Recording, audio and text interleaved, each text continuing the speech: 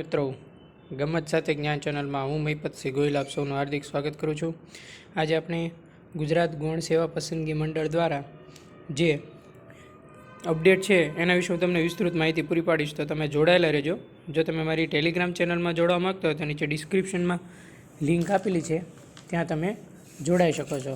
આજે જે CC 2024 અંતર્ગત જે અપડેટ આવી છે તેના વિશે હું તમને વિસ્તૃત માહિતી પૂરી પાડીશ. જો તમે મારી ચેનલ પર ફર્સ્ટ ટાઈમ વિઝિટ કરતા હો તો ગમત સાથે જ્ઞાન ચેનલને લાઇક કરી દેજો, શેર કરી દેજો, સબસ્ક્રાઈબ કરી દેજો.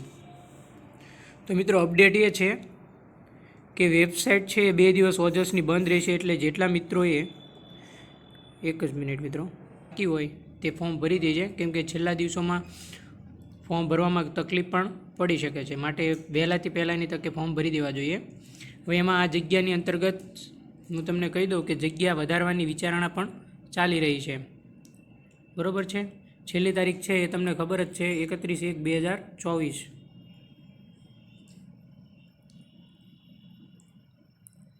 અહીંયા તમે જોઈ શકો છો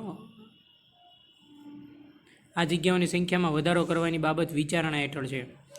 આ તમે ખાસ ધ્યાન રાખજો. તારીખ 22/1/2024 અને 23/1/2024ના રોજ વેબસાઇટનું મેન્ટેનન્સનું કામ હોય, ઓજસની વેબસાઇટ બંધ રહેશે. એટલે આ 2 દિવસ અરજી થઈ શકશે નહીં. માટે ઓનલાઈન અરજી કરવાની રાહ જોયા વગર એપ્લિકેશન કન્ફર્મ કરીને ફી ભરી પોતાની ઉમેદવારી સુનિશ્ચિત કરી લેવા વિનંતી છે. આપણા સચિવ શ્રી હસમુખ સાહેબે જાણ કરેલી છે તમામ મિત્રોને. બરાબર છે. વેબસાઇટ છે આપણી એ GSSB ઉપર તમને મળી રહેશે.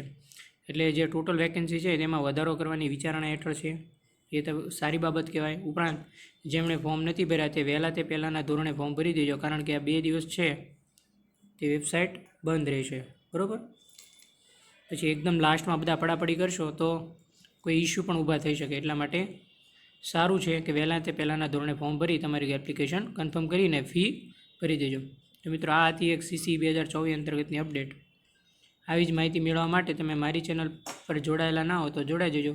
તમામ સ્પર્ધાત્મક પરીક્ષાની અપડેટ તમને અહીંયા મળી રહેશે. થેન્ક યુ મિત્રો. આભાર.